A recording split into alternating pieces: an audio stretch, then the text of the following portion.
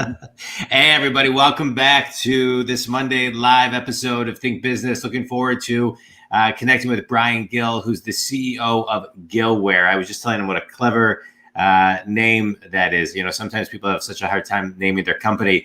Brian's a computer scientist, an entrepreneur, and an angel investor. And at Gillware, they are experts in data recovery. And he spent the last 15 years digging people out of data disasters and helping businesses recover from cyber and storage disasters, as well as protecting themselves and their clients from hackers and ransomware. Wow, I mean, what an unfortunate thing that we have to actually have companies that actually do this. That there's people out there that do that, but thank God for people like you who come in and step in and save the day. Because most people, I think, really don't have a clue what's going on, other than they know how to use their computer. And so we all need people like you. So before we dive into too much of the business, I'd like you to give, I always like getting a little backstory of the person first, but I really want to kind of dive into exactly what you do to help people. Because I think there's a lot of pain in this area. And I think sometimes people never know where to go to find help in this area. Yeah, I mean, so just this morning, so today's the 14th and we're live, you know, one of the biggest hacks maybe ever happened this morning. And it just broke wide that, you know, more than likely it was the Russians. And what was the hack this morning?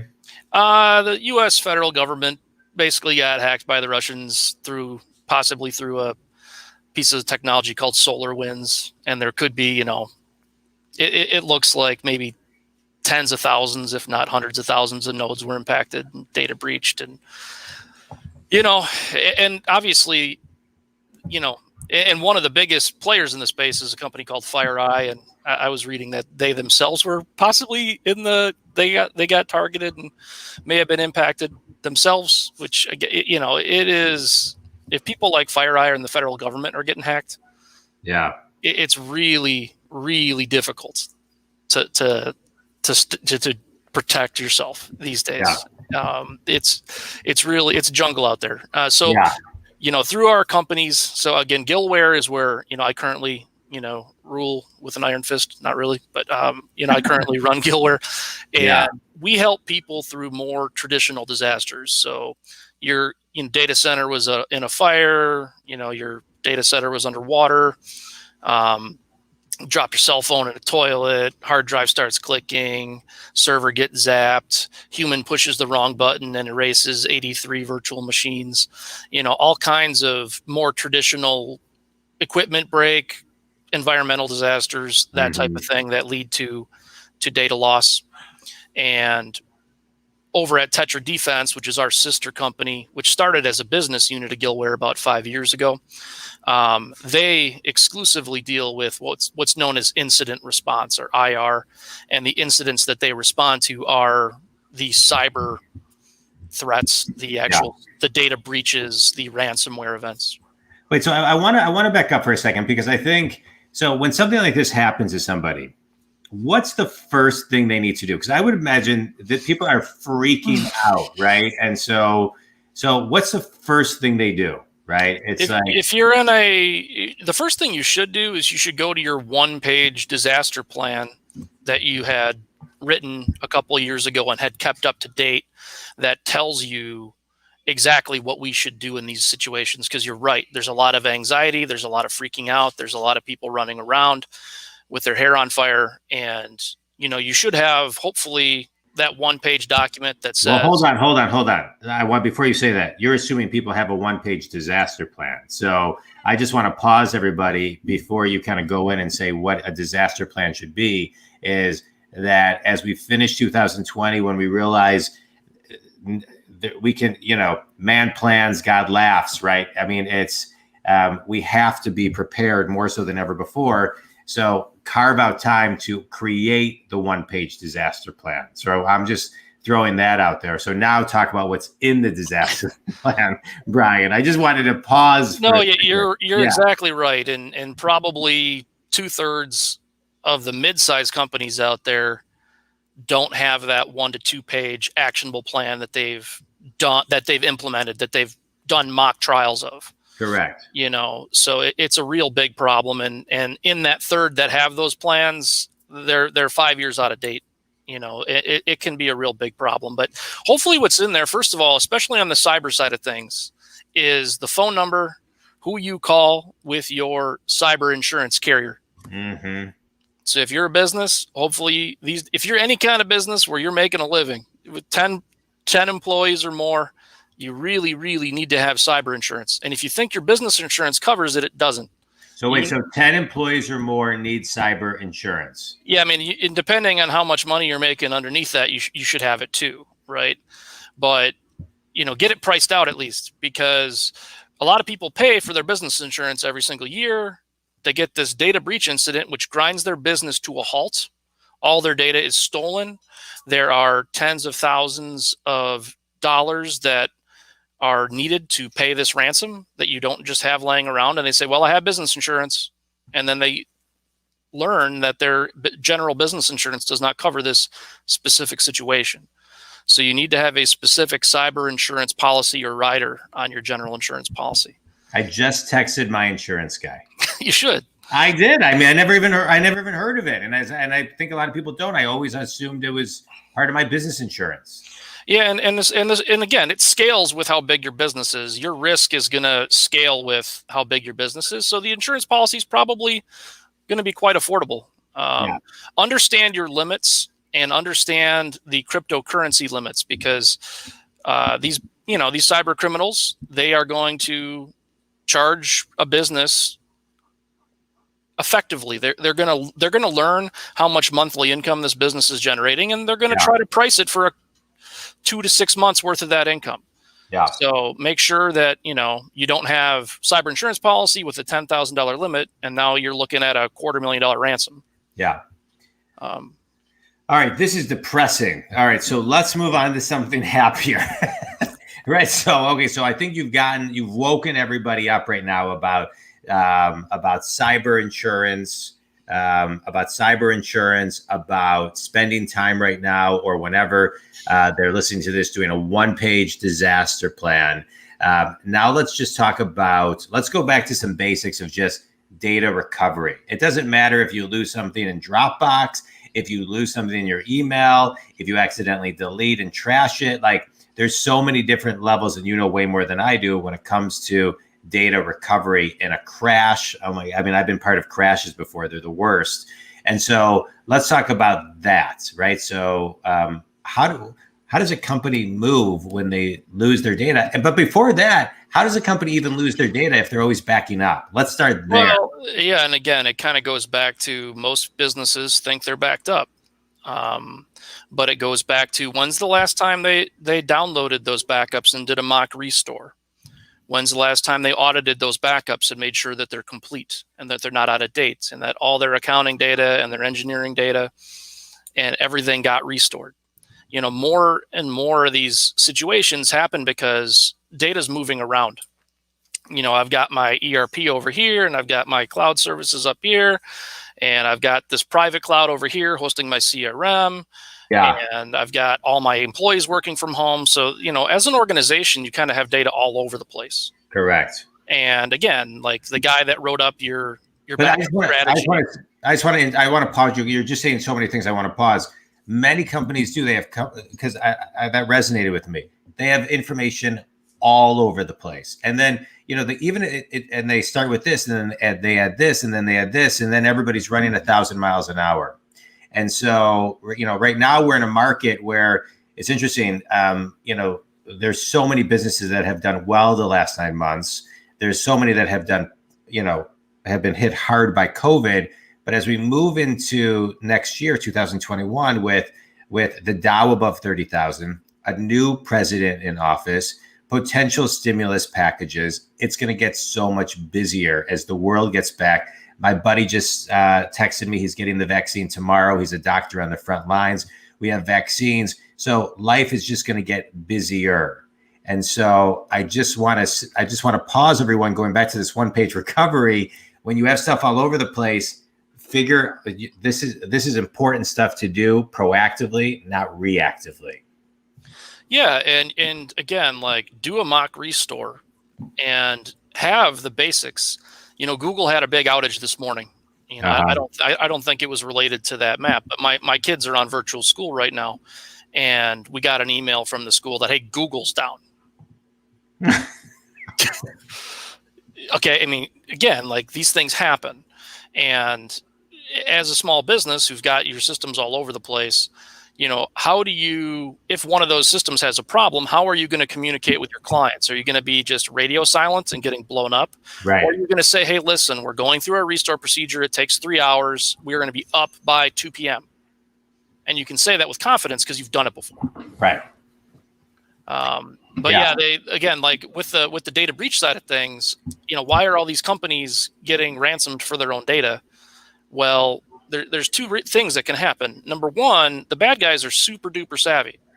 Yeah. Like, they're savvy enough to break into your network. They know your organization has backups, and they're going to work really hard to mitigate those backups by encrypting or deleting them. So a lot of the ways that people have been backing data up for the last 20 years do not fly anymore. If you have an external hard drive that you plug into your thing and it's on the same network, that's not a backup anymore. I'm sorry. Your backups need to be on a different computing network with a whole different layer of network authentication. Yeah. And it needs to have 2-factor or 3 or 5-factor authentication to get into those backups. Yeah. You've got to make it really, really, really, really hard for a criminal actor to get in and delete those backups. And that's, again, a lot of the people, they've been paying for some weird backup service on the cloud, and the bad guys get credentials for it and log into that thing and they wipe it. Yeah. Or they have this NAS device in their office where they keep all their backups, and the bad guys log into that NAS device and reinitialize it. So how do you, and I know you've kind of touched on this a little bit, how does a company fully protect themselves? Yeah, I mean, we can only, again, it starts with user authentication is the number one reason that everybody gets hosed, is user authentication. It's the number one thing. So, use 2-factor or multi-factor authentication everywhere. Have one of these nice, like, I'm just holding up a little product that it's called a YubiKey. This is how I log into stuff. This is a $40 gizmo you can buy on Amazon. It does passwordless entry on almost every major service that I use. And you would need this thing to log in as me. Yeah. So again, you could break into my house, I guess, but if you're overseas in Slovakia, you're going to have a problem.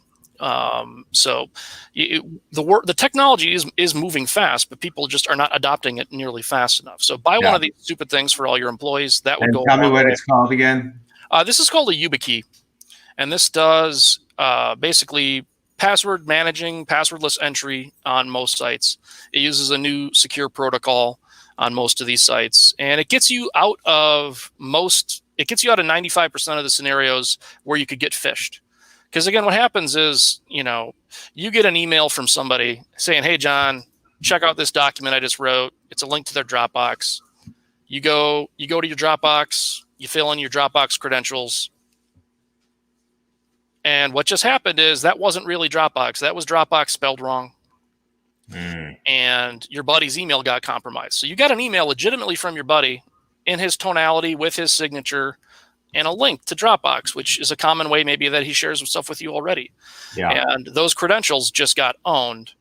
And if you're like a lot of bad humans, and I use that word lovingly, but if you have that same password everywhere or in a couple different places, you're in big, big trouble. So, this kind of thing, A, it's not going to get fooled by Dropbox spelled wrong. It's smarter than that. And B, it makes sure that if it is using passwords to get me into places, that it's a unique 256 characters of gibberish password that's 100% unique to that service. Because sometimes services get owned. Like Yahoo got breached maybe like 5 years ago, and the bad guys got 1.6 billion passwords for people. Jeez. So sometimes you do everything right, and the password gets in the hands of the bad guys anyways. So this is $40. Buy it. Email is another. That's the biggest thing that happens. Like, people get their user breached, they get phished because of email. You can sign up for a service called Iron Scales. Again, we have no relationship with them, but it's basically a service where all your emails get washed through this anti-phishing network. Yeah. And as IT guys all over the place log these emails as, hey, this is a phishing attempt, it just disappears from everybody's inbox all over the world. Yeah. So it's there's some easy things you can do. And then backups, again, you need to actually have audited your backups. Where you back that data up needs to be multi-factor authenticated to get into it. I mean, if you do those, and the last thing is patch management, which is the most boring thing ever. But, sometimes these firewall manufacturers like Fortinet or SonicWall, sometimes there's actual just hardware defects where the firmware of that hardware has an exploit, and the bad guys can literally just bypass all this user authentication and just get on your network because the appliance of the firewall had a problem. And a lot of times that problem's been discovered and patched, but people don't patch their computers, they don't patch their iPhones, they don't patch their network, they don't patch these things. And it doesn't do any good to have these firewalls if you're not keeping them up to date. Yeah. All right. Well, this is an overwhelming podcast interview, Brian. I mean, for many people, there's so much here. I guess I remember when I was in commercial real estate, there was this environmental person that used to come, and everything she talked about was so complicated. And she would say, the only thing you need to remember is this. And she was 734. She would give her phone number, right? So everyone would be like, what? And she would say, just remember my phone number. I feel like that's the same with you, right? Just know my phone number and be able to give me a buzz. The number one thing is, you have a lot of entrepreneurs, obviously, that listen, and a lot of non-technologists or quasi-technologists who kind of view IT as kind of a necessary evil, or they kind of view it as a little bit of mystery meat. And they kind of have an attitude of, I don't know, I pay this IT guy to do stuff for me. Yeah. And, that's the most dangerous attitude. Everybody, especially the C-suite executives and board members of these organizations, everybody needs to know enough to be dangerous. And everybody needs to know enough to hold their managed service provider or IT or CIO accountable. Yeah. You need to know enough to hire that service or hire that person. Yeah. You need to know what are the tough questions to ask during the hiring process. Right. You've got an IT guy that's been working at your company for 5 years. You need to know enough to go challenge him on when's the last time we patched our firewall? And why aren't we doing multi-factor authentication? And, why aren't we rolling out, YubiKeys to everybody? And when's the last time we did a mock restore of our backups? Like, as a CEO or a board member, like, you're not absolved. Everybody needs to learn about this stuff, whether you like it or not, or you're going to learn the hard way, which everybody's learning right now. Yeah. That was great. That was important, right? You got to have a great IT person in your company, or you got to hire a great IT person company who's asking the right questions. I love how you put that. Let's talk about you as an entrepreneur. How did someone like you get into this type of business? Yeah. So about 18 years ago, I had gotten back from California. I went out during the first .com bubble, the kind of pets.com era. Oh, so I was I started an internet company in 1995. So same-ish time-ish. Yeah. So I was out there kind of like 98 through 2002-ish. And when the economy collapsed, when the first bubble burst, and I hope we're not looking at another one here next year, but when the bubble burst, I didn't really have any good reason to be in California anymore. So I came back to Wisconsin. I had not lost the entrepreneurial bug and saw a lot of mistakes made by a lot of the companies that I worked for out there, and thought that I really just wanted to kind of live or die by my own sword and not be beholden to other people's mistakes, but make my own big mistakes. And we brainstormed with a handful of my buddies about some different businesses we could start, and we settled on data recovery because it was really, really hard, and it looked like there was very few competitors. And again, big, hard problems, lack of competitors, set big opportunity to me.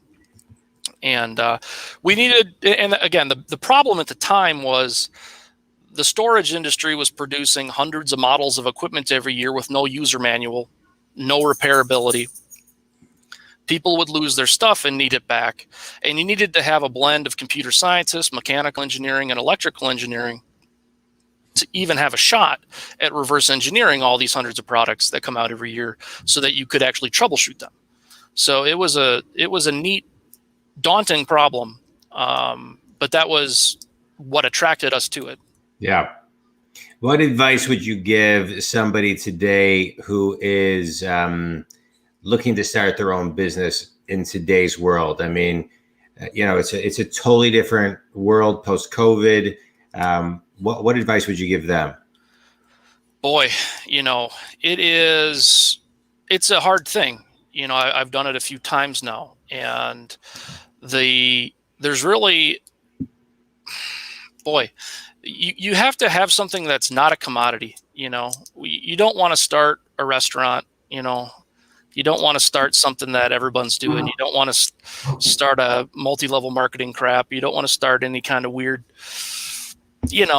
anything that's a commodity you don't want to bother with. You need to try to find something where the margins are going to be high, and ideally where you can get it off the ground in 3 to 6 months without borrowing a couple $100,000.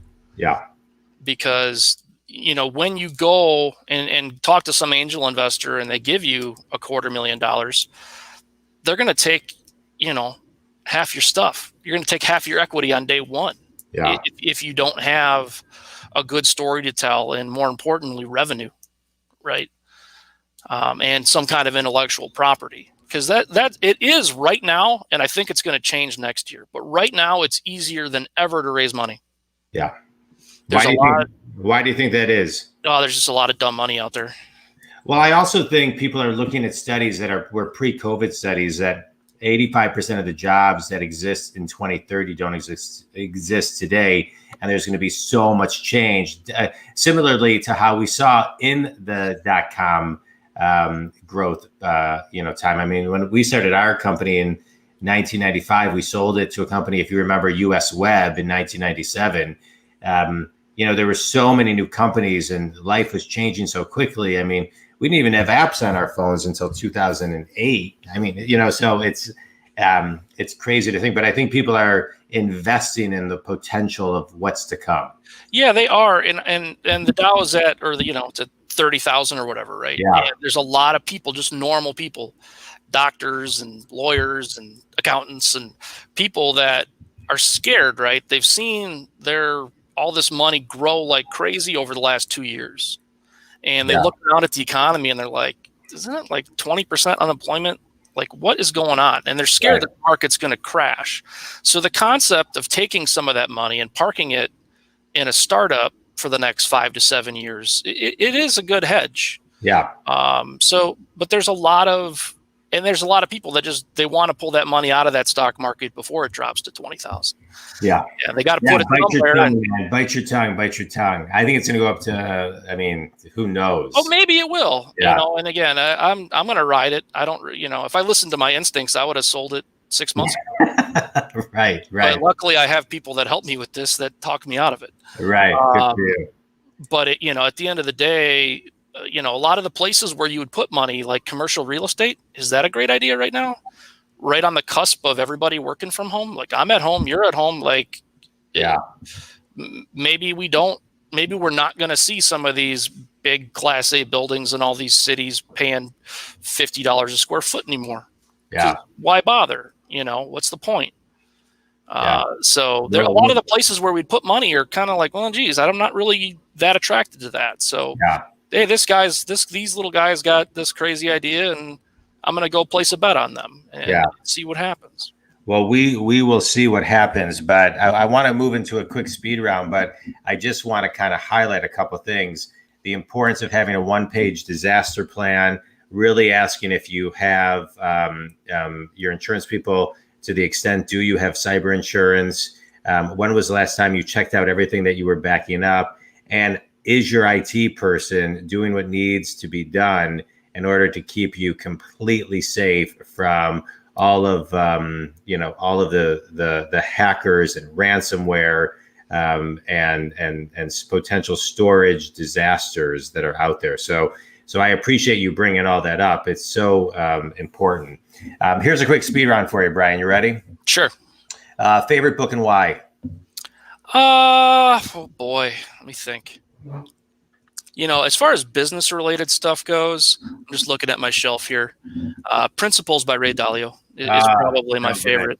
I'm not done with it yet, though. I'll Pretty email dense. you. I have an abridged copy of it. It's like a couple pages that narrows it down. It's like 20 pages. I'll send it to you. It's great. Yeah, I do my best. I got 3 young kids and a bunch of dogs and a bunch of businesses, but I do try to read at least a book a week. And that's one that I've gone back to, I think, 3 times. Oh, it's so good. It's so good. And a lot of people don't know who he is, and the book is incredible. And it's a great book. Best piece of wisdom you've ever received?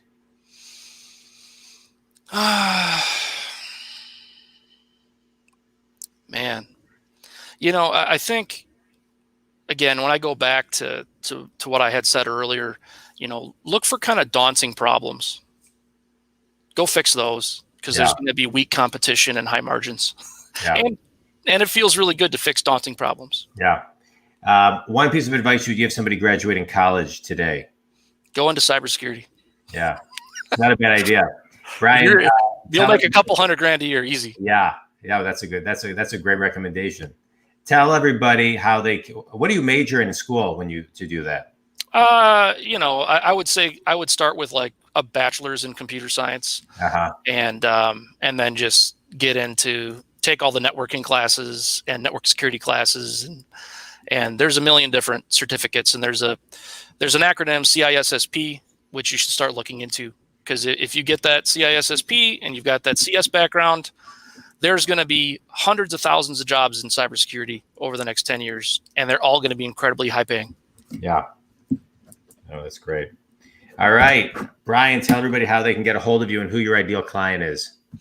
LinkedIn is my, social media of choice. So Brian Gill at LinkedIn, you'll find me for Gillware. Again, anybody that has found themselves in the middle of a disaster, give me a call. Right. All right. Hopefully, I don't have any ideal client. Like, my clients never want me as right. They don't want you around, but give me your phone number, Brian. 877-624-7206. All right, Brian, I appreciate, again, I'm just going to recap. Do you have cyber insurance? Do you have a one-page disaster plan? And make sure your IT person is doing what needs to get done. I appreciate you shedding a lot of awareness and raising everybody's consciousness on what is going on and what they need to be in front of. Even though it's scary, we got to be in front of it. So I appreciate you, Brian, for sharing it. Thanks, everybody, for listening. If Brian can help you, reach out to him. Thanks, man. Thanks, everybody.